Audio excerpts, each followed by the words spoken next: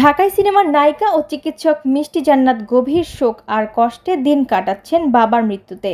গত ৩০ জুলাই রাজধানীর একটি বেসরকারি হাসপাতালে চিকিৎসাধীন অবস্থায় শেষ নিঃশ্বাস ত্যাগ করেন তার বাবা। এরপর থেকেই একের পর এক আবেগঘন পোস্টে সোশ্যাল মিডিয়ায় বাবাকে হারানোর যন্ত্রণার কথা জানাচ্ছেন এই অভিনেত্রী। ৬ আগস্ট বুধবার এক আবেগময় পোস্টে মিষ্টি লেখেন, শেষবারের মতো বাবাকে ছুঁয়ে দেখেছিলাম, ৬ দিন হলো আর ছুঁয়ে দেখি না। ৬ দিন মনে হচ্ছে ৬,০০০ বছর।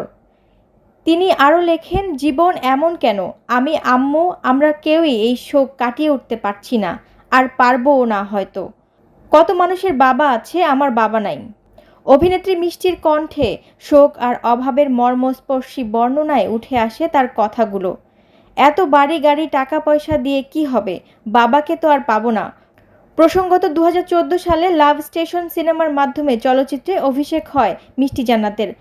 পরের বছর চিনি বিবি সিনেমায় নাম ভূমিকায় অভিনয় করেন, পাশাপাশি নিজেকে প্রতিষ্ঠা করেন চিকিৎসক হিসেবেও। এই দুঃসময় মিষ্টি জান্নাত ও তার পরিবারের প্রতি বিনম্র শ্রদ্ধা ও সহানুভূতি জানিয়েছেন ভক্ত অনুরাগীরা।